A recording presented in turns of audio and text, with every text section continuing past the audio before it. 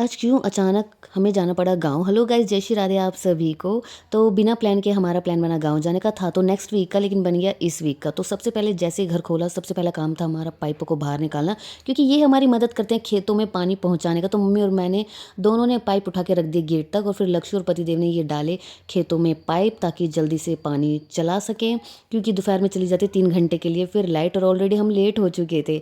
तो चला दिया था खेतों में पानी। पतिदेव धो रहे हैं हुक्का। मैंने कहा पापा तो आए नहीं है, तो हुक्का कौन पिएगा? पतिदेव ने कहा गाँव में कोई ना कोई आ ही जाता है बैठने, तो हुक्का धो के धर देता हूँ पानी करके, कोई आएगा तो पी लेगा हुक्का, हम आज बाढ़ लेंगे। और फिर घर में भाई इतने दिन बंद रहता है तो धूल मिट्टी भी इतनी जमी पड़ी रहती है, तो मैंने लगाई झाड़ू, और आधी जगह लगाया मैंने पोछा, क्योंकि आधी जगह मम्मी ने पाइप से अच्छे से धो दिया था। तो इस तरह सासू बहू ने मिलकर करी घर की सफाई, और खेतों में तो चल ही रहा था पानी, तो खेत देखो कितने सुंदर लग रहे हैं। और फिर लक्षु ने धोई अपनी बाइक, जो कि पूरी मिट्टी में हुई पड़ी थी, ये भी यहाँ पे, क्योंकि ये भी बंद ही रहती है। और लक्षु घुस गया फिर होदी में नहाने। अब करते हैं लंच की तैयारी, क्योंकि भाई सबको लग रही थी बड़ी ज़ोरों की भूख। तो इतनी जल्दी जल्दी में आए थे, तो कुछ ना कुछ तो रह गया था घर पर। जैसे लहसुन भूल गए, हरा धनिया भूल गए चटनी के लिए, सब्जी के लिए तेल लाना भूल गए।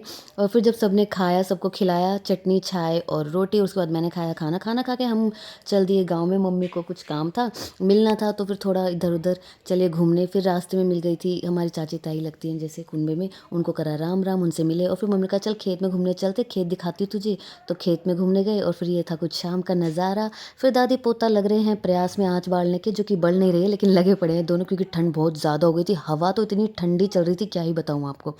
और ये था रात का नज़ारा, देखो अब चाँद, और सामने बिल्डिंग्स की लाइट भी जल चुकी थी, और पानी को तो देख के ही ठंड लग रही थी। अब हो चला था वक्त डिनर बनाने का। तो डिनर में मैंने बनाई आज आलू मटर की सब्जी और रोटी। फिर जब सबने खा लिया, फिर आया मेरा नंबर खाने का।